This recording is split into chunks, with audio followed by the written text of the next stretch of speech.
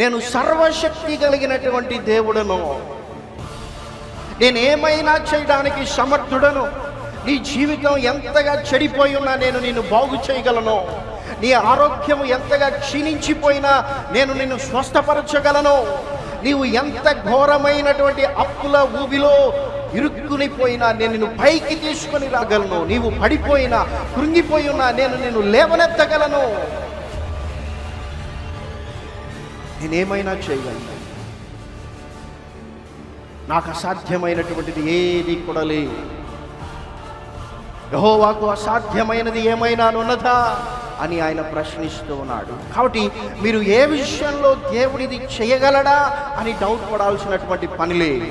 అయితే దేవుడు ఎప్పుడు నీ జీవితంలో చేస్తాడంటే ఆయన సన్నిధిలో నీవు పరిశుద్ధంగా జీవించాలి, పరిశుద్ధంగా నడవాలి, నిందారహితునివిగా నీవు బ్రతకాలి.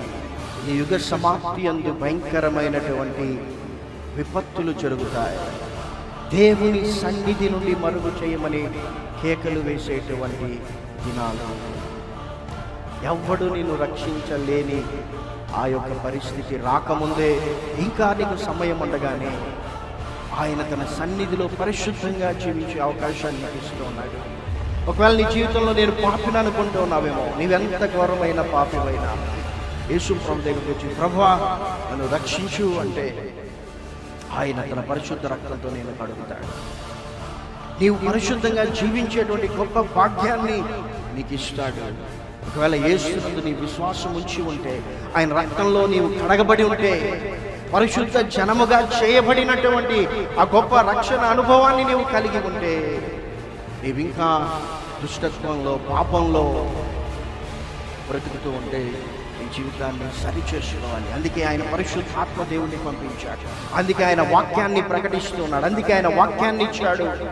ఆ వాక్య ప్రకారం నీ జీవితాన్ని సరిచేసుకో, శుద్ధి చేసుకో, పవిత్రపరచుకో.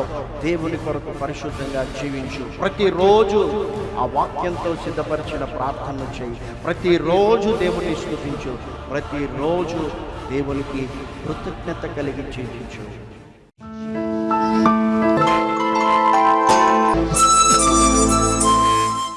మన యొక్క ధ్యానాంశము ఏమిటంటే, దేవుని సన్నిధి ఎవరికి లాభము, ఎవరికి నష్టము.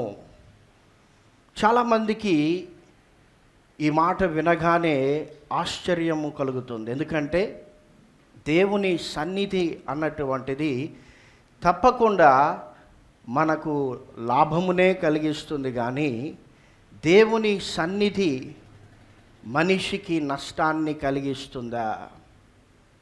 పరిశుద్ధ గ్రంథమైన బైబిల్లో మనం చూసినట్లయితే, ఈ యొక్క యుగ సమాప్తి యందు జరిగేటువంటి సంఘటనలను యోహాను దర్శనములో చూచినప్పుడు, ప్రకటన గ్రంథము 6వ అధ్యాయం 17వ వచనంలో ఇక్కడ ఒక గుంపు వారు పర్వతములతో కొండలతో చెబుతూ ఉన్నారు, మీరు మా మీద పడి దేవుని యొక్క సన్నిధికి, గొర్రెపిల్ల యొక్క ఉగ్రతకును మరుగు చేయమని చెబుతూ ఉన్నారు. ఎవరు వీరు? ఎందుకు దేవుని సన్నిధి నుండి మరుగు చేయమంటూ ఉన్నారు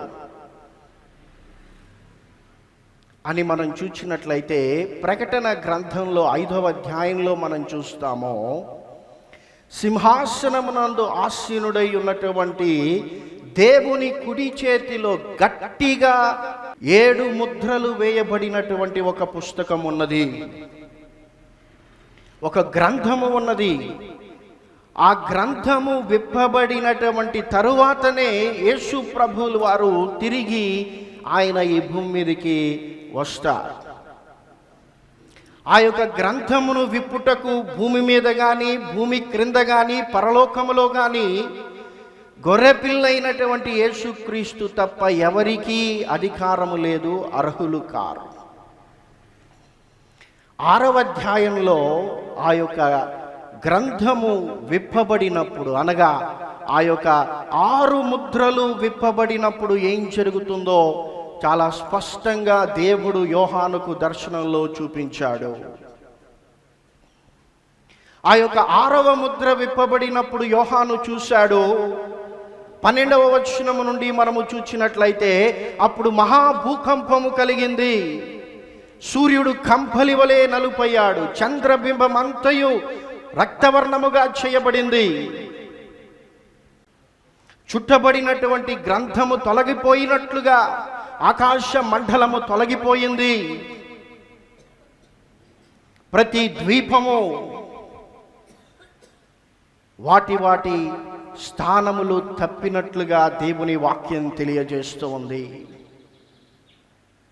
ఇలాంటి భయంకరమైనటువంటి విపత్తులు సంభవిస్తూ ఉన్నప్పుడు ఒక గుంపు వారు కొండ గుహలలోను బండల సందులలోను దాగుకొని సింహాసనమునందు ఆసీనుడై ఉన్న వాని యొక్కయు గొర్రెపిల్ల యొక్కయు ఉగ్రత మహాదినము వచ్చెను, దానికి తాళ జాలిన వాడు ఎవడో, మీరు మా మీద పడి ఆ దేవుని సన్నిధికి గొర్రెపిల్ల ఉగ్రతకును మరుగు చేయమని చెప్పేటువంటి పరిస్థితి ఉన్నదని పరిశుద్ధ గ్రంథమైన బైబిల్ హెచ్చరిస్తోంది.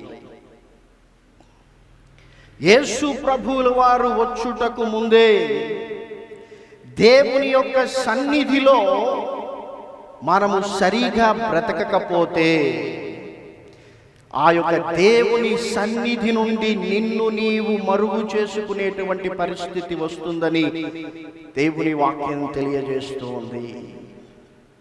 కాబట్టి దేవుని సన్నిధి ఎవరికి నష్టమో ఇక్కడ చాలా స్పష్టంగా మనకు అర్థమైపోతూ ఉంది. అందుకోసమని దావీదు భక్తుడు 68వ కీర్తన 2వ వచనంలో ఏమంటూ ఉన్నాడంటే, అగ్నికి మైనము కరుగునట్లు భక్తిహీనులు దేవుని సన్నిధికి కరగిపోదురుగాక అంటూ ఉన్నాడు. దాని తర్వాత వచనంలో దేవుని సన్నిధిని నీతిమంతులు ఉల్లసించుదురుగాక. కాబట్టి ఒక గుంపు వారు దేవుని సన్నిధిలో సంతోషంగా ఆనందంగా ఉండగలుగుతూ ఉంటే, మరొక గుంపు వారు దేవుని యొక్క సన్నిధి నుండి వారు తమ్మును తాము తప్పించుకోవాలని మరుగు చేసుకోవాలని ప్రయత్నం చేసేటువంటి పరిస్థితి కూడా ఉన్నది. మనందరము కూడా దేవుని సన్నిధిలో ఉండాలని కోరుకుంటాం. మనమే కాదు, మన పిల్లలు కూడా దేవుని సన్నిధిలో ఉండాలని కోరుకుంటాం. దావీదు భక్తుడు అదే ప్రార్థన చేశాడు. చూడండి, సమూయేలు 2వ గ్రంథము 7వ అధ్యాయం 29వ వచనాన్ని ఒకసారి చదువుదాం. సమూయేలు 2వ గ్రంథం 7వ అధ్యాయం 29వ వచనం. దయచేసి నీ దాసుడనైన నా కుటుంబము నిత్యము నీ సన్నిధిని ఉండునట్లుగా దానిని ఆశీర్వదించుము. యెహోవా నా ప్రభువా, నీవు సెలవిచ్చి ఉన్నావు, నీ ఆశీర్వాదం నొంది నా కుటుంబము నిత్యము ఆశీర్వదింపబడునుగాక. ఇక్కడ దావీదు తన ఫ్యామిలీ కొరకు దేవుని దగ్గర ఒక రిక్వెస్ట్ చేస్తూ ఉన్నాడు. ప్రభువా, నీవు నా కుటుంబాన్ని ఆశీర్వదించాలి. మనందరం కూడా తల్లిదండ్రులుగా మన పిల్లల కొరకు ప్రార్థన చేస్తాం. ప్రభువా, నా బిడ్డలు దీవించబడాలి, ఆశీర్వదించబడాలి. అది చిన్నపిల్లలైతే చదువులో కావచ్చు, పెద్దవారైతే ఉద్యోగంలో కావచ్చు, వ్యాపారంలో కావచ్చు, ఏ విషయంలోనైనా మనము మన పిల్లల కొరకు ప్రార్థన చేసినప్పుడు, లేకపోతే మన కొరకు ప్రార్థన చేసుకున్నప్పుడు మనము దేవుడు ఆశీర్వాదము మన జీవితాల పైన ఉండాలని కోరుతూ ఉంటాం. అయితే దావీదు ఇక్కడ ప్రార్థన చేస్తున్నాడు, ప్రభువా, నీ ఆశీర్వాదము నా బిడ్డలు నొందాలి, నా సంతతి వారికి నీ ఆశీర్వాదం కావాలి. ఆ ఆశీర్వాదం ఏమిటంటే, నా బిడ్డలు నీ సన్నిధిలో ఉండాలి. ఎందుకంటే దేవుని సన్నిధిలో సంపూర్ణ సంతోషము ఉన్నదని దావీదు భక్తుడు సెలవిస్తూ ఉన్నాడు. దేవుని సన్నిధిలో ఘనత ప్రభావములున్నాయని కీర్తనకారుడు తెలియజేస్తూ ఉన్నాడు. కాబట్టి దేవుని సన్నిధిలో ఉండాలని దావీదు తన పిల్లల కొరకు ప్రార్థన చేస్తూ ఉన్నాడు. అబ్రహాము కూడా తన పిల్లల కొరకు చేసినటువంటి ప్రార్థన ఏమిటంటే, చూడండి, ఆదికాండము 17వ అధ్యాయం 18వ వచనం. అబ్రహాము, ఇష్మాయేలు నీ సన్నిధిని బ్రతుకను అనుగ్రహించుము అని దేవునితో చెప్పగా. చూడండి, ఇక్కడ అబ్రహాము కూడా ఇష్మాయేలు కొరకు ప్రార్థన చేస్తున్నాడు. ప్రభా, నీవు ఇష్మాయేలును నీ సన్నిధిలో ఉండేలాగా చూడు.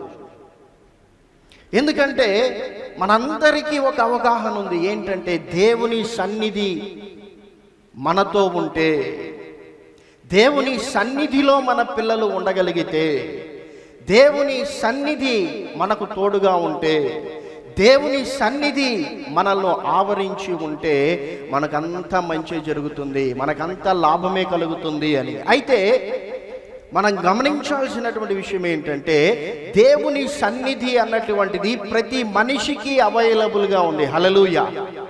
ఒక జాతికి, ఒక కులానికి, ఒక ప్రాంతానికి మాత్రమే పరిమితి కాలేదు. నీవు ఏ మతానికి చెందినా, ఏ కులానికి చెందినా, ఏ ప్రాంతానికి చెందినా దేవుని సన్నిధి అన్నటువంటిది అందరికీ కూడా అవైలబిలిటీలో ఉంది, అందుబాటులో ఉన్నది. అయితే ఆ దేవుని సన్నిధిలో మనము ఎలా జీవిస్తూ ఉన్నామన్నటువంటిదే ప్రశ్న. దావీదు కోరుకున్నాడు, ప్రభా నా సంతతి నీ సన్నిధిలో ఉండాలని. అబ్రహాము కూడా తన కుమారుని కొరకు ప్రార్థన చేస్తూ, ప్రభా నా కుమారుడు నీ సన్నిధిలో ఉండేటువంటి కృపను అనుగ్రహించమని ప్రార్థన చేస్తూ ఉన్నాడు. బహుశా ఇక్కడ ఉన్నటువంటి తల్లిదండ్రులు వారి పిల్లల కొరకు అలానే ప్రార్థన చేస్తూ ఉండవచ్చు. లేకపోతే మీరు కూడా ప్రభా నీ సన్నిధి నాకు తోడుగా ఉండాలని ప్రార్థన చేస్తూ ఉండవచ్చు. మోషే కూడా ప్రార్థన చేశాడు, ప్రభా ఒకవేళ నీ సన్నిధి నాతో కూడా రాకపోయినట్లయితే నేను వెళ్ళను, నేను ఇక్కడే నిలిచిపోతానని మోషే కూడా చెప్పాడు. ఎందుకంటే దేవుని సన్నిధి మన యొక్క విశ్వాస జీవితానికి, ఆత్మీయ జీవితానికి అంత ప్రాముఖ్యమైనటువంటిది. అయితే దేవుని సన్నిధిని కోరుకుంటున్నటువంటి మనము, దేవుని సన్నిధిలో ఉండాలని ఎదురు చూస్తున్నటువంటి మన జీవితాలు ఆయన సన్నిధిలో ఎలా ఉన్నాయి? ఎందుకంటే ఒకవేళ దేవుడు కోరుతూ ఉన్న విధంగా ఆయన సన్నిధిలో నీవు జీవించకపోతే అది నీకు నష్టమే. క్రీస్తులో ఉంటూ దేవుని సన్నిధిలో దేవుని వాక్యానుసారముగా జీవించని వారికి నష్టమే. దానికి ఒక ఎగ్జాంపుల్ ఏంటంటే అహరోను కుమారులు. చూడండి, లేవియా కాండము 10వ అధ్యాయము మొదటి 2 వచనములను మనం చదువుకుందాం. లేవియా కాండం 10వ అధ్యాయం మొదటి 2 వచనములు.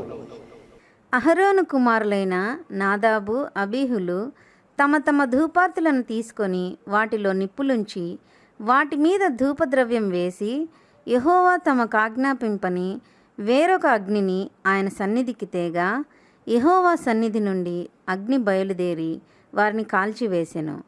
వారు యెహోవా సన్నిధిని మృతి పొందిరి. చూడండి, ఈ యొక్క అహరోను కుమారులైనటువంటి నాదాబు, అబీహులు ఇద్దరూ కూడా దేవుని సన్నిధిలో ఉండి సేవ చేసేటువంటి భాగ్యమును కలిగినటువంటి వారు. అయితే వీరు దేవుని సన్నిధిలోనే మృతి చెందారు. ఎందుకు మృతి చెందాల్సి వచ్చిందంటే, దేవుని సన్నిధి నుండి అగ్ని వచ్చి వారిని దహించి వేసింది. కారణం ఏంటంటే వీరు దేవుడు వారికి ఆజ్ఞాపించిన విధంగా జీవించలేదు. వీరు బలులను అర్పించినప్పుడు దేవుని సన్నిధిలో ఉన్నటువంటి అగ్ని ద్వారానే వారు బలిని అర్పించాలి. అయితే ఆ రోజు వారు ఏం చేశారంటే వేరే దగ్గర నుంచి అగ్నిని తీసుకుని వచ్చి బలిని అర్పించారు. గనుక వారు దేవుని సన్నిధిలోనే చనిపోయారు. దేవుని మందిరములో దేవుని సన్నిధి ఉన్నది, దేవుని వాక్యములో దేవుని సన్నిధి ఉన్నది. మనము ప్రార్థిస్తూ ఉన్నప్పుడు దేవుని సన్నిధి ఉన్నది, మనము దేవుణ్ణి స్తుతిస్తూ ఉన్నప్పుడు దేవుని సన్నిధి ఉన్నది. అయితే ఆ సన్నిధిలో నీవు ఎలా బ్రతుకుతూ ఉన్నావు అన్నటువంటిదే ప్రశ్న. ప్రార్థనలో దేవుని సన్నిధి ఉన్నది, దేవుని స్తుతించుటలో దేవుని సన్నిధి ఉన్నది, దేవుని మందిరములో దేవుని సన్నిధి ఉన్నది. అయితే ఇవన్నీ చేస్తూ ఉన్నప్పుడు దేవుని మందిరములో కూర్చున్న నీవు, ప్రార్థన చేస్తున్నటువంటి నీవు, దేవుని స్తుతిస్తున్నటువంటి నీవు, బైబిల్ గ్రంథాన్ని చదువుతున్నటువంటి నీవు ఎలా బ్రతుకుతూ ఉన్నావు? దేవుని ఆజ్ఞల ప్రకారం బ్రతుకుతూ ఉన్నావా? దేవుని వాక్యానుసారంగా జీవిస్తూ ఉన్నావా? లేదా పరిశీలన చేసుకోవాలి. నువ్వేదో 2 గంటల సేపు మందిరంలో కూర్చుంటే నీకు మేలు జరుగుతుందని కాదు. ఏదో బైబిల్ ఒక అధ్యాయం చదివేస్తే నీకు మేలు జరుగుతుందని కాదు. ఏదో కొంచెంసేపు ప్రార్థన చేస్తే మేలు జరుగుతుందని కాదు. నీకు ఇష్టం వచ్చినట్లు బ్రతుకుతూ ఇవి చేస్తే దేవుడు దాన్ని అంగీకరించాడు. ఎంత ఆశ్చర్యం! దేవుడు అహరోనును యాజకునిగా ఎన్నుకున్నాడు. మనుషులకు దేవునికి మధ్య యాజకత్వం చేసేటువంటి అహరోను తప్పకుండా తన కుమారుల కొరకు ప్రార్థన చేసే ఉంటాడు. దావీదు ప్రార్థన చేశాడు, అబ్రహాము ప్రార్థన చేశాడు. ఇప్పుడు ఈ యొక్క అహరోను కుమారులకు దేవుని సన్నిధిలో పనిచేసేటువంటి గొప్ప ఆధిక్యత వచ్చింది. కానీ వారు దేవుని వాక్యాన్ని ఎప్పుడైతే మీరి, దేవుని ఆజ్ఞను ఎప్పుడైతే అతిక్రమించి వారు జీవించారో అది వారికి నష్టాన్నే కలిగించింది. కాబట్టి మీ జీవితంలో మీరు పొరపాటు పడద్దు. నేను దేవుని సన్నిధిలో కూర్చున్నాను, ప్రార్థన చేశాను, బైబిల్ చదివాను, కాబట్టి నేను ఎలా బ్రతికినా పర్లేదు అనుకుంటే చాలా పొరపాటు. ఎందుకు? పరిశుద్ధాత్మ దేవుడు బైబిల్ గ్రంథంలో రాయించాడంటే, పౌలు అంటున్నాడు, ఈ యుగ సమాప్తి యందు జీవించేటువంటి మనకు బుద్ధి కలగడానికి. బాధేస్తుంది నిజంగా అహరోను కుమారులు అలా చనిపోవడం. ఎందుకు రాయించాడంటే, నీ జీవితం అన్నటువంటిది అన్ని కోణాల్లో, అన్ని విషయాలలో, అన్ని పరిస్థితులలో దేవునికి ఇష్టకరమైనటువంటి జీవితాన్ని నీవు కలిగి ఉండాలి. అసలు యేసు ప్రభువులు వారు ఎందుకు వచ్చారో తెలుసా? కేవలం మన పాపములను క్షమించేసి, ఎన్ని పాపాలు చేసినా ప్రభువా నన్ను క్షమించు అంటే నేను క్షమించి పరలోకానికి తీసుకొని వెళ్ళడానికి కాదు. అసలు ఎందుకు యేసు ప్రభువులు వారు సిలువ మీద మరణించారంటే మనల్ని క్షమించేసి మనల్ని పరలోకానికి తీసుకొని వెళ్ళడానికి కాదు. చూడండి, లూకా సువార్త 1వ అధ్యాయం 75-76 వచనములు. మనము మన శత్రువుల చేతి నుండి విడిపింపబడి మన జీవిత కాలమంతయు నిర్భయులమై ఆయన సన్నిధిని పరిశుద్ధంగాను నీతిగాను ఆయనను సేవింపను అనుగ్రహించుటకును ఈ రక్షణ కలుగజేసెను. ఎందుకు దేవుడు మనకింత గొప్ప రక్షణను కలుగజేశాడంటే, కేవలం నీవు చేసిన పాపాలన్నీ ఒప్పుకుంటే క్షమించి పరలోకానికి తీసుకుని వెళ్ళడానికి మాత్రమే కాదు. అవును, నీవు చేసిన పాపములన్నిటినీ క్షమిస్తాడు ఆయన. ఎందుకు క్షమిస్తూ ఉన్నాడంటే, నీవు ఆయన సన్నిధిలో పరిశుద్ధంగా బ్రతకాలి. దేవుని సన్నిధిలో పరిశుద్ధంగా బ్రతకడానికే ఆయన నీ పాపములను క్షమించి నిన్ను పరిశుద్ధపరిచాడు. ఎవరైతే పరిశుద్ధంగా జీవిస్తారో, దేవుని యొక్క సన్నిధిలో నీతిగా బ్రతుకుతారో వారే పరలోకానికి వెళ్తారు, అందరూ కాదు. యేసు ప్రభు యొక్క రక్తంలో మనం కడగబడ్డాం. ఎందుకు కడగబడ్డామంటే మనము పరిశుద్ధపరచడానికి కడగబడ్డాం. ఇప్పుడు మనం పరిశుద్ధులుగా జీవించాలి.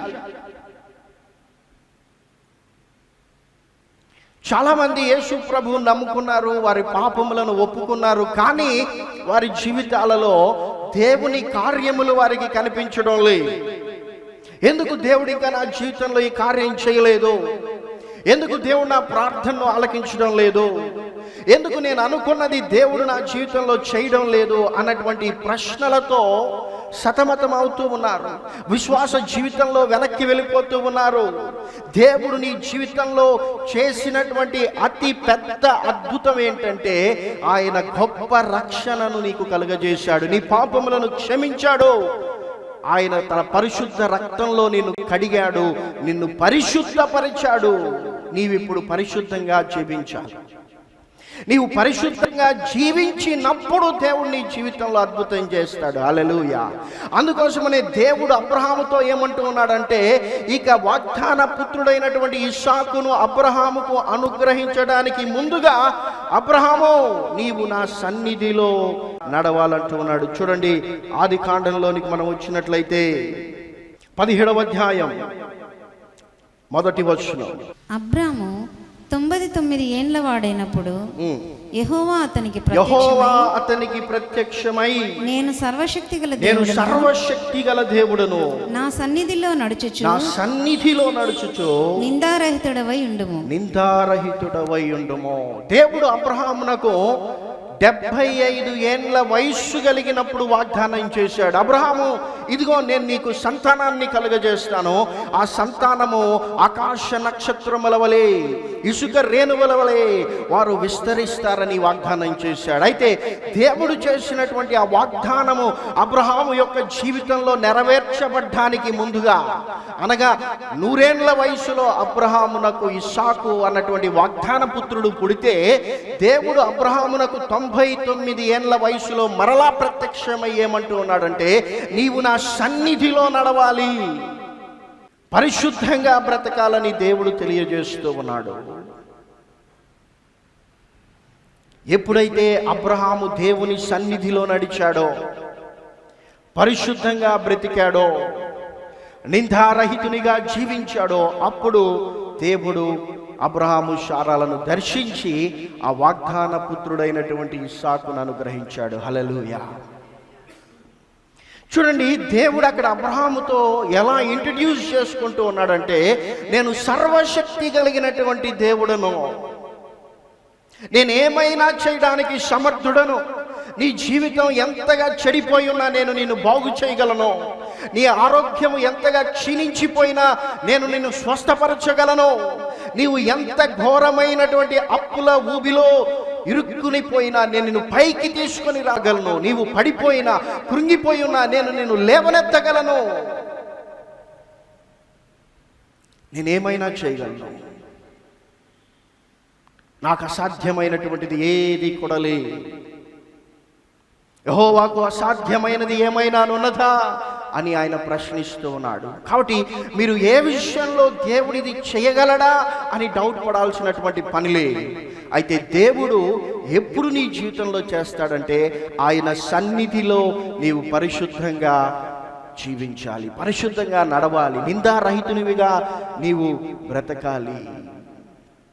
అదే విషయాన్ని కొలస్సీయులకు రాస్తూ అపోస్తలుడైన పౌలు కూడా తెలియజేస్తున్నాడు. చూడండి, 1వ అధ్యాయం 22వ వచనంలో అపోస్తలుడైన పౌలు కొలస్సీయులకు రాస్తూ ఈ విధంగా అంటూ ఉన్నాడు.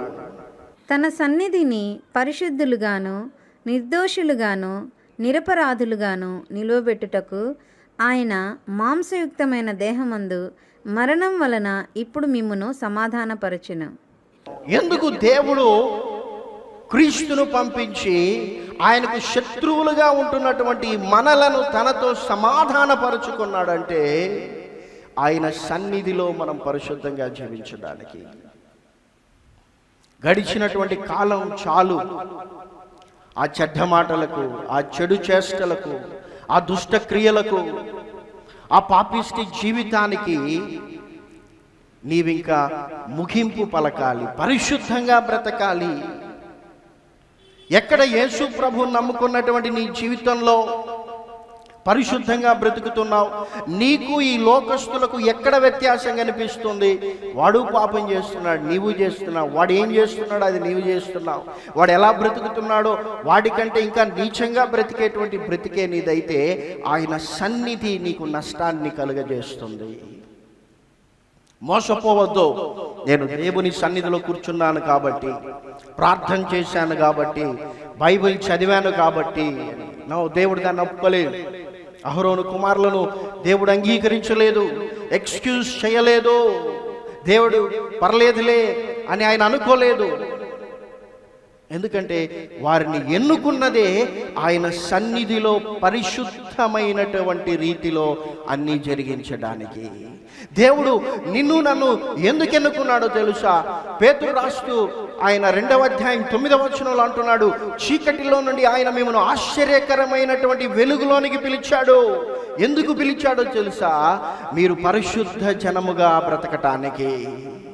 ఎందుకు ఈ లోకంలో ఎందరికో లేని భాగ్యము, ఎందరికో లేని గొప్ప రక్షణను దేవుడు నీకు ఇచ్చాడంటే నీవు పరిశుద్ధంగా బ్రతకడానికి. కాబట్టి నీవు పరిశుద్ధంగా బ్రతకకపోతే నీ జీవితంలో చాలా నష్టపోతావు.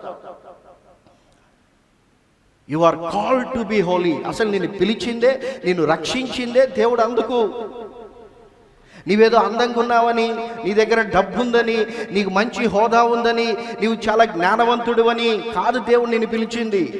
నీవు పనికిమాలినోడివి, పరిశుద్ధంగా ఎప్పటికీ బ్రతకలేవని ఆయన కనికరపడి నడినెత్తి మొదలుకొని అరికాలు వరకు మొత్తం పుండ్ల చేత, గాయము చేత బాధపడుతూ ఉంటే ఆయన నిన్ను ప్రేమించాడు. ఎందుకంటే నిన్ను పరిశుద్ధపరచడానికి, పరిశుద్ధంగా జీవింప చేయడానికి. కాబట్టి దేవుని సన్నిధిలో మనం ఎలా నడుస్తూ ఉన్నాం? అహరోను కుమారుల వలె దేవుని వాక్యాన్ని మనం నిర్లక్ష్యం చేస్తూ ఉంటే, దేవుని ఆజ్ఞలను అతిక్రమిస్తూ ఉంటే, అది చాలా భయంకరమైనటువంటి పరిస్థితిలోనికి మనల్ని తీసుకొని వెళ్తుందని మనం గుర్తించాలి. దేవుని సన్నిధిలో మనం ఎలా బ్రతకాలి అని చూచినట్లయితే, దావీదు భక్తుడు, ప్రభువా నా సంతానము నీ సన్నిధిలో ఉండాలి అని ప్రార్థన చేశాడు. నీ సన్నిధిలో ఉండేటువంటి ఆశీర్వాదం నా సంతానానికి కావాలన్నాడు. ఆయన అనుభవాన్ని ఆయన కీర్తనల గ్రంథంలో తెలియజేస్తూ దేవుని సన్నిధిలో మనం ఎలా ఉండాలో ఆయన తెలియజేస్తున్నాడు. చూడండి, 5వ కీర్తన 3వ వచనం. దేవుని సన్నిధిలో మనము చేయవలసినటువంటి 3 పనులను గురించి మనం క్లుప్తంగా ధ్యానించిన ఉన్నాం. అందులో మొదటిది 5వ కీర్తన 3వ వచనం. యెహోవా ఉదయమున నా కంఠస్వరము నీకు వినపడును, ఉదయమున నా ప్రార్థన నీ సన్నిధిని సిద్ధము చేసి కాచియుందును.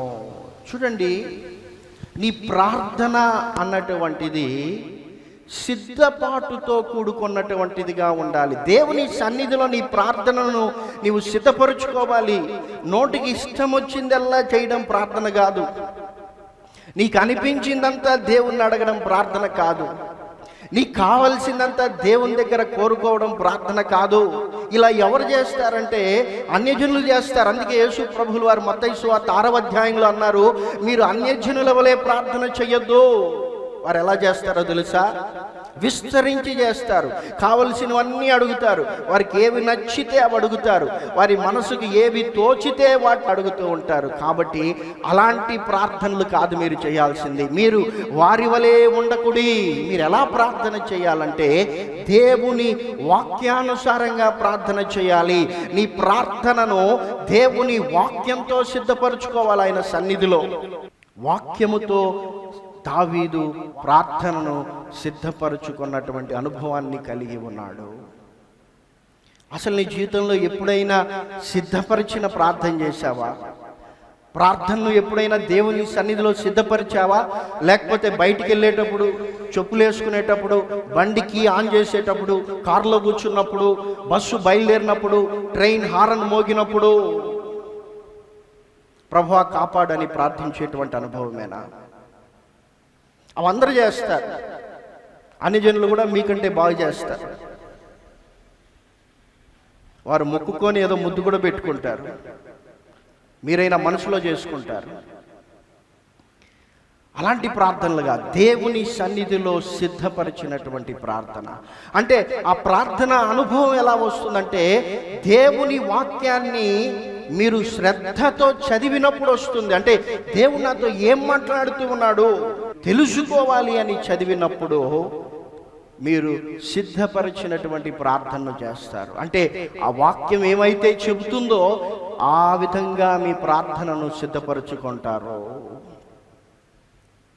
కాబట్టి దేవుని సన్నిధిలో ప్రార్థన చేస్తున్న నీవు సిద్ధపరిచినటువంటి ప్రార్థనను చేయాలి. వాక్యాన్ని చదవండి. దేవుడు మీతో మాట్లాడుతున్నటువంటి విషయములను రాసుకోండి. దేవుడు పరిశుద్ధాత్మ దేవుడు ఎక్కడ మిమ్మల్ని సరి చేయాలని ఆయన మీతో మాట్లాడుతూ ఉన్నాడో, హెచ్చరిస్తూ ఉన్నాడో, గద్దిస్తూ ఉన్నాడో ఆ విషయములను బట్టి ప్రార్థన చేయండి. ప్రభువా, ఈ వాక్యం ద్వారా నాతో మాట్లాడావు. ఇక్కడ నేను బలహీనునిగా ఉన్నాను. ఇక్కడ నన్ను సరిచేయి, నన్ను సరిదిద్దో, నీ కొరకు బ్రతకడానికి కావాల్సినటువంటి శక్తినివ్వు ప్రభువా అని ప్రార్థన చేయి. అవన్నీ పక్కన పెట్టేస్తారు.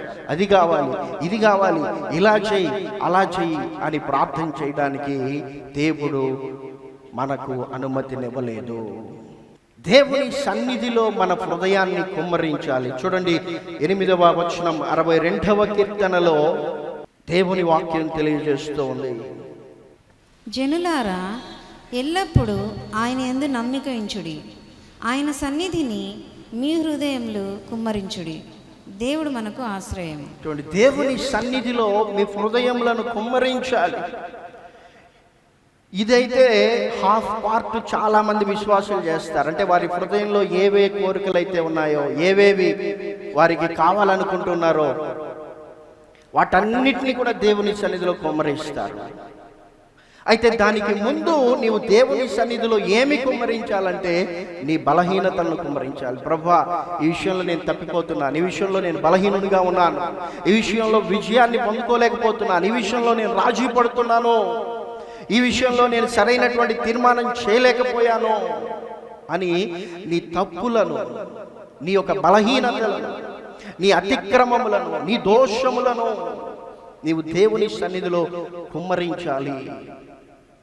పడుకునే ముందు ప్రభువా కాపాడు, లేచిన తర్వాత ఈ రోజంతా కాపాడనే ప్రార్థనలు కాదు క్రైస్తవులు చేయాల్సింది. అలా ప్రార్థనలు చేసేవారు దేవుని సన్నిధిలో నిలువబడలేరు, దేవుని సన్నిధికి వారు తాళలేరు. అందుకే ఆ ప్రకటన గ్రంథం 6వ అధ్యాయంలో యుగ సమాప్తి యందు ఆ యొక్క 6వ ముద్ర విప్పబడినప్పుడు మనుష్యులు దేవుని యొక్క సన్నిధికి తాళలేక తమ్మును తాము మరుగు చేసుకునేటువంటి పరిస్థితి.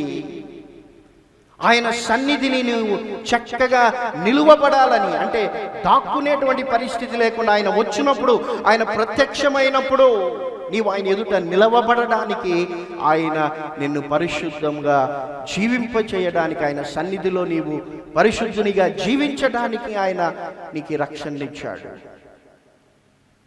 సిద్ధపరిచినటువంటి ప్రార్థన.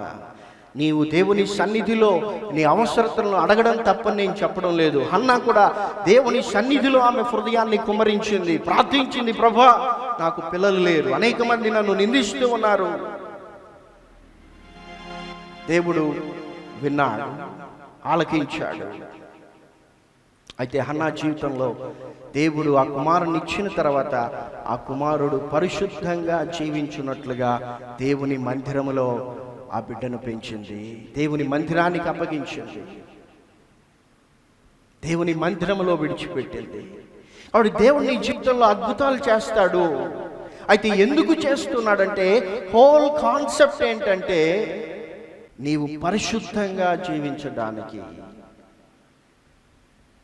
యుగ సమాప్తి యందు అపవాది, క్రీస్తు విరోధి, అబద్ధ ప్రవక్తలు కూడా అద్భుతాలు చేస్తారు. ప్రకటన గ్రంథంలో వారెందుకు అద్భుతాలు చేస్తారంటే నీవు పరిశుద్ధంగా జీవించకుండా ఉండటానికి, నిన్ను మోసపుచ్చడానికి, యేసుక్రీస్తు సన్నిధిలో సరిగా జీవించకుండా చేయడానికి వారు అద్భుతాలు చేస్తారు. అయితే దేవుడు ఎందుకు అద్భుతాలు చేస్తున్నాడంటే నీవు ఆయన సన్నిధిలో పరిశుద్ధంగా జీవించడానికి. నీవు పరిశుద్ధంగా జీవించే అనుభవం కావాలి అంటే నీవు ఈ వాక్యాన్ని చదవాలి, ఈ వాక్యముతో నీ ప్రార్థనా జీవితాన్ని సిద్ధపరచుకోవాలి. అప్పుడు నీవు దేవుని సన్నిధిలో పరిశుద్ధంగా జీవించగలుగుతావు.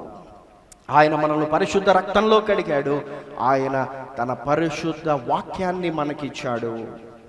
మనం పరిశుద్ధంగా జీవించడానికి, మనము ఎల్లప్పుడూ పరిశుద్ధంగా ఉండటానికే ఆయన పరిశుద్ధాత్మను పంపించాడు. ఎందుకంటే తప్పిపోయినప్పుడు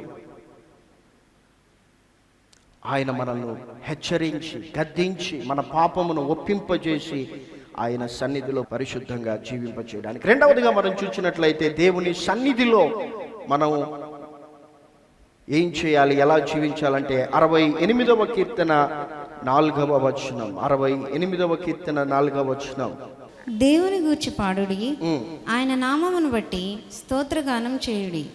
వాహనమెక్కి అరణ్యములలో ప్రయాణం చేయు దేవుని కొరకు ఒక రాజమార్గం చేయుడి.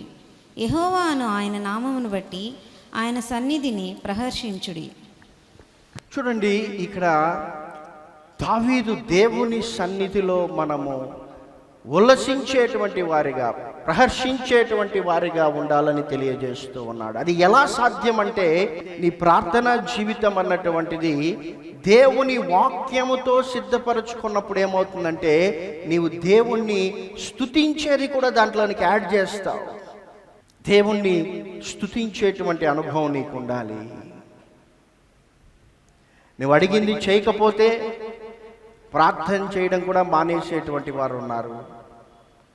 నీవు అనుకున్నది జరగకపోతే దేవుని సన్నిధికి, దేవుని మందిరానికి దూరం అయిపోయేటువంటి వారు ఉన్నారు.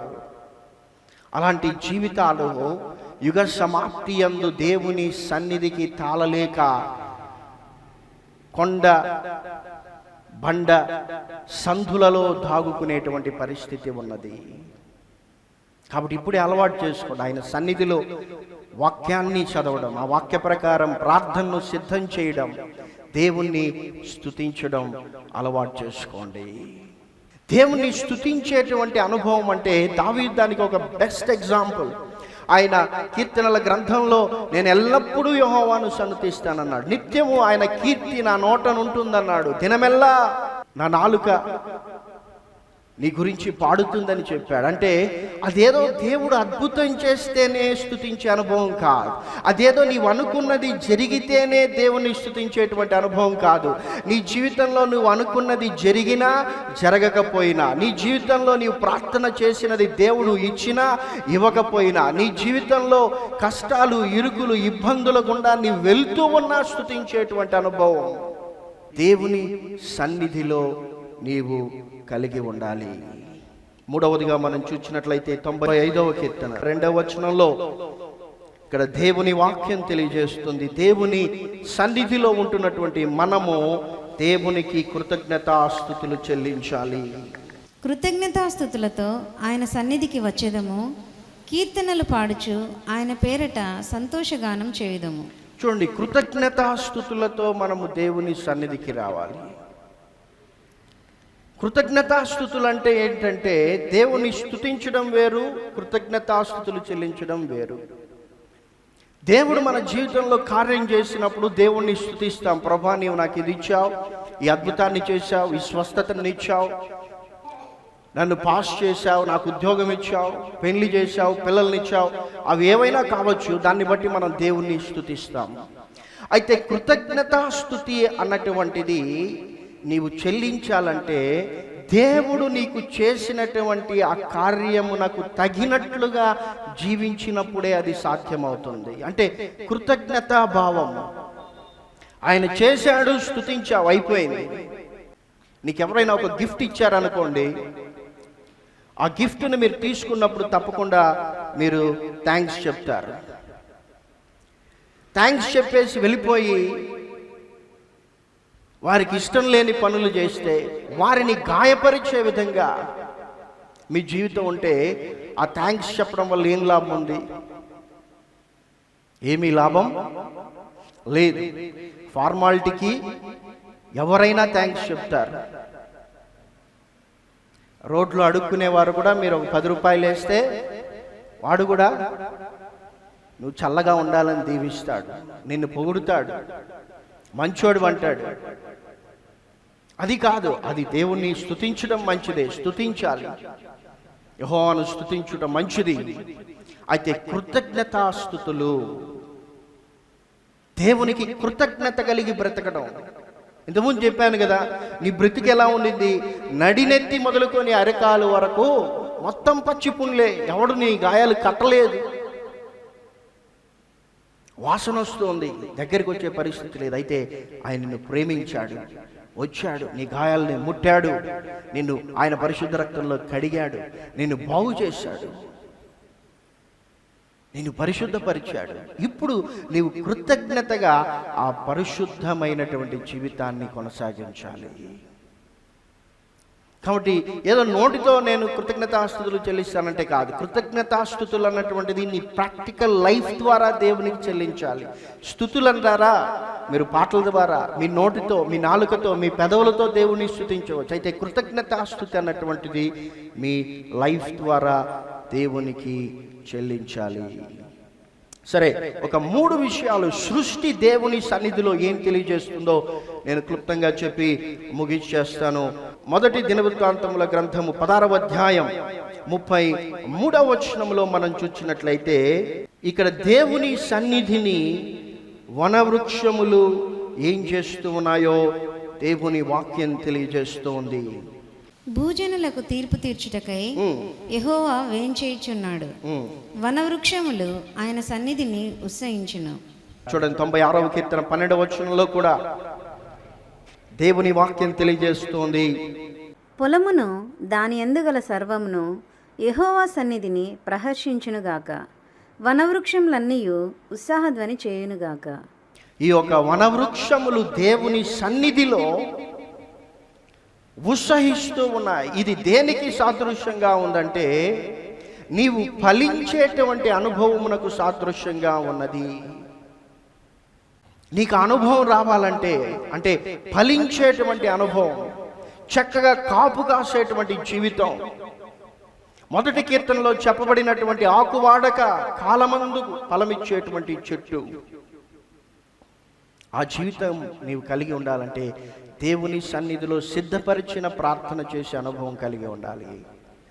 దేవుని సన్నిధిలో దేవుణ్ణి నిత్యము స్తుతించేటువంటి అనుభవం ఉండాలి.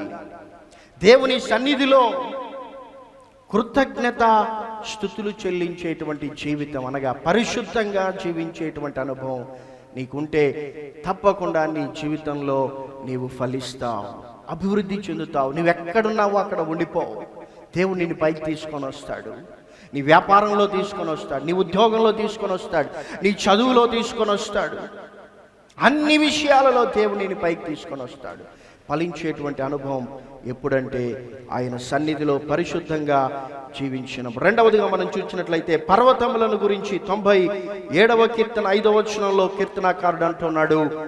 97వ కీర్తన 5వ వచనం, యెహోవా సన్నిధిని, యెహోవా సన్నిధిని, సర్వలోకనాథుని సన్నిధిని పర్వతములు మైనము వలె కరుగుచున్నవి. చూడండి, దేవుని యొక్క సన్నిధిలో ఘనత ప్రభావములు ఉన్నాయి. దేవుని యొక్క సన్నిధిలో సంపూర్ణమైనటువంటి సంతోషం ఉన్నది.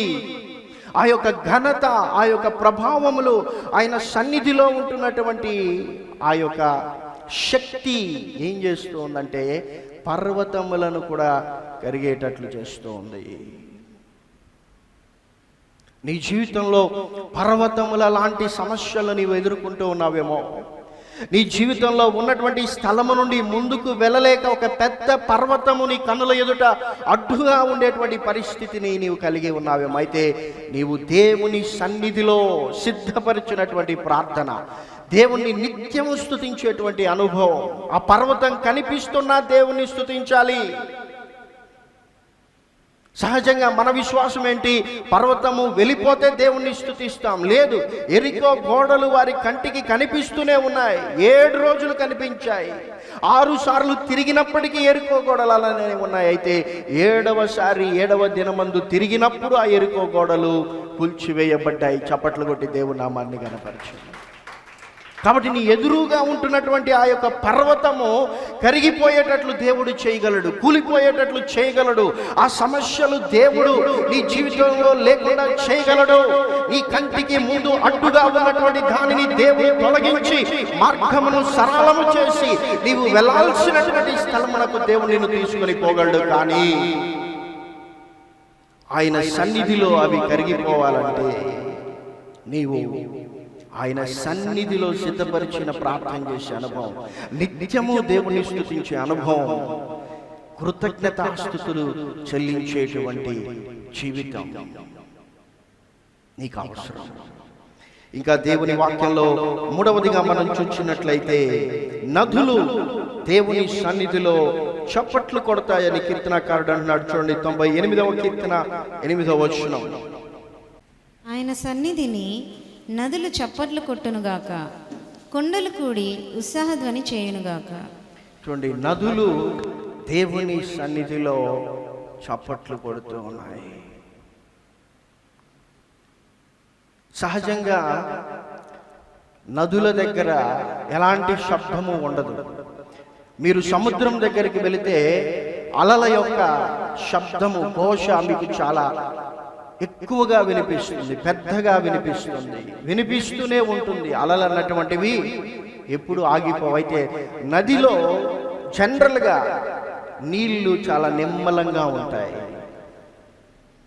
అయితే నదులు చప్పట్లు కొడతాయని, ధ్వని చేస్తాయని, దేవుణ్ణి స్తుతిస్తాయని ఇక్కడ దేవుని వాక్యంలో చూస్తున్నాం. అలాంటి అనుభవాన్ని నీవు కలిగి ఉండాలంటే నీ జీవితంలో ఒకవేళ కొన్ని పరిస్థితులలో నీవు దేవుణ్ణి స్తుతించలేకుండా ఉండేటువంటి పరిస్థితులు రావచ్చు.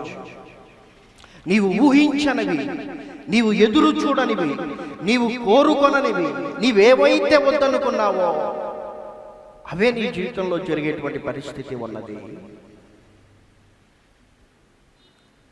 లోకస్తులు ఆ సంఘటనలు జరిగినప్పుడు దేవుణ్ణి స్తుతించలేరు. అయితే దేవుని సన్నిధిలో పరిశుద్ధంగా జీవించడానికి, ఆయన పరిశుద్ధ రక్తంలో కడగబడినటువంటి నీవు నీ జీవితంలో ఏమి జరిగినా, నోరు తెరవలేని సంఘటనలు జరిగినా, నిశ్శబ్దంగా ఉండిపోయేటువంటి పరిస్థితి వచ్చినా నీవు చప్పట్లు కొట్టి దేవుణ్ణి స్తుతించేటువంటి అనుభవాన్ని కలిగి ఉండవచ్చు.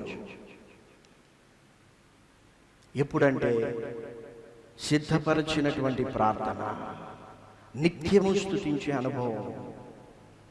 అంటే ప్రతికూల పరిస్థితిలో కూడా దేవుణ్ణి స్తుతించడం, నిస్సహాయ పరిస్థితిలో కూడా దేవుణ్ణి వెంబడించడం, దేవుని కొరకు పరిశుద్ధంగా జీవించడం, ఒక సిస్టమాటిక్ లైఫ్ని కలిగి ఉండడం. అన్నీ బాగున్నప్పుడు బైబిల్ చదివి ప్రార్థన చేసి మందిరానికి రావడమే కాదు, ఏవి బాగలేనప్పుడు కూడా ప్రార్థన చేసి బైబిల్ చదివి దేవుని మందిరానికి వచ్చే అనుభవం. మామూలుగా క్లాప్స్ అన్నటువంటివి ఒక రిథమాటిక్గానే కొడతారు. ఎట్లా పడితే అట్లా కొడితే పక్కనున్న వాళ్ళే కొట్టద్దని ఆపేస్తారు. ఆ డిసిప్లిన్ లైఫ్, ఆ సిస్టమాటిక్ లైఫ్ అంటే నీ జీవితంలో నీవు దేవుని కొరకు పరిశుద్ధంగా జీవించాలి. ఏం జరిగినా సముద్రంలో లాగా నీళ్లు పైకి వచ్చి మళ్ళా కిందికి పోయి ఎగసి ఆ విధంగా కిందికి పోయే అనుభవం ఉండకూడదు. నీకు నదులలోని నీటి వలె నీవు స్టిల్గా దేవుని కొరకు బ్రతకాలి. పరిస్థితులను బట్టి దేవుని స్తుతించడం, పరిస్థితులను బట్టి దేవుని మీద సనగడం, కొనగడం కాదు. ఈ యుగ సమాప్తి యందు భయంకరమైనటువంటి విపత్తులు జరుగుతాయి. దేవుని సన్నిధి నుండి మరుగు చేయమని కేకలు వేసేటువంటి దినాలు. ఎవ్వడు నిన్ను రక్షించలేని ఆ యొక్క పరిస్థితి రాకముందే, ఇంకా నీకు సమయం ఉండగానే ఆయన తన సన్నిధిలో పరిశుద్ధంగా జీవించే అవకాశాన్ని నీకు ఇస్తూ ఉన్నాడు. ఒకవేళ నీ జీవితంలో నేను పాపిని అనుకుంటూ ఉన్నావేమో, నీవెంత ఘోరమైన పాపివైనా యేసు ప్రభు దగ్గరకు వచ్చి ప్రభువా నన్ను రక్షించు అంటే ఆయన తన పరిశుద్ధ రక్తంతో నేను కడుగుతాడు. నీవు పరిశుద్ధంగా జీవించేటువంటి గొప్ప భాగ్యాన్ని నీకు ఇస్తాడు. ఒకవేళ యేసునందు నీ విశ్వాసం ఉంచి ఉంటే, ఆయన రక్తంలో నీవు కడగబడి ఉంటే, పరిశుద్ధ జనముగా చేయబడినటువంటి ఆ గొప్ప రక్షణ అనుభవాన్ని నీవు కలిగి ఉంటే, నీవింకా దుష్టత్వంలో, పాపంలో బ్రతుకుతూ ఉంటే నీ జీవితాన్ని సరి చేసుకోవాలి. అందుకే ఆయన పరిశుద్ధాత్మ దేవుణ్ణి పంపించాడు. అందుకే ఆయన వాక్యాన్ని ప్రకటిస్తూ ఉన్నాడు. అందుకే ఆయన వాక్యాన్ని ఇచ్చాడు. ఆ వాక్య ప్రకారం నీ జీవితాన్ని సరి చేసుకో, శుద్ధి చేసుకో, పవిత్రపరచుకో, దేవుని కొరకు పరిశుద్ధంగా జీవించు. ప్రతిరోజు ఆ వాక్యంతో సిద్ధపరిచిన ప్రార్థనను చేయి. ప్రతిరోజు దేవుని స్తుతించు. ప్రతిరోజు దేవునికి కృతజ్ఞత కలిగి జీవించు. అట్టి జీవితం ఆయన వచ్చినప్పుడు ఆయన ఎదుట ధైర్యంగా నిలబడేటువంటి కృపనిస్తుంది. ప్రభు అట్టి కృపను మనకు దయచేయను గాక. ప్రార్థన చేసుకుందాం. పరలోకమందున మా తండ్రి, మీ పరిశుద్ధమైన నామమును బట్టి మిమ్మల్ని స్తుతిస్తూ ఉన్నాము. నాయనా, దావీదు వలె, అబ్రహాం వలె మేము మా పిల్లలు మీ సన్నిధిలో ఉండాలని కోరుతూ ఉన్నాము. అయితే మీ సన్నిధిలో మేము ఎలా ఉండాలో, ఎలా ఉండకూడదో ప్రభువా ఈ వాక్యంలో చూసాం. నాయనా, మమ్మను పరిశుద్ధపరిచిన దేవా, మేము పరిశుద్ధులుగా జీవించాలని కోరుకుంటున్నటువంటి మా దేవా, మీ పరిశుద్ధమైనటువంటి వాక్యము చేత మా జీవితములను ఎప్పటికప్పుడు సరి చేసుకొని నాయనా, మీ పరిశుద్ధ లేఖనములతో సిద్ధపరిచినటువంటి ప్రార్థనలు చేస్తూ ప్రభా మా జీవితంలో మేము ఎలాంటి పరిస్థితుల గుండా వెళ్తున్నా ఎల్లప్పుడూ నాయన మీ వాక్యాన్ని బట్టి మిమ్మల్ని స్తుతించే అనుభవం, మీకు కృతజ్ఞత కలిగి జీవించేటువంటి ఆ జీవితాన్ని కలిగి ఉండటానికి మీరు వచ్చినప్పుడు నాయన మేము మీ ఎదుట పరిశుద్ధులుగా నిలవబడేటువంటి గుంపులో ఉండటానికి సహాయం చేయండి ప్రభా. మిమ్మల్ని ఎరిగినటువంటి ఏ ఒక్కరూ ప్రభా, మీ రక్తంలో కడగబడినటువంటి ఏ ఒక్కరూ ఆ యొక్క 6వ ముద్ర విప్పబడినప్పుడు జరిగేటువంటి ఆ భయంకరమైనటువంటి విపత్తులను బట్టి సింహాసనమునందు ఆసీనుడై ఉన్న వాని యొక్క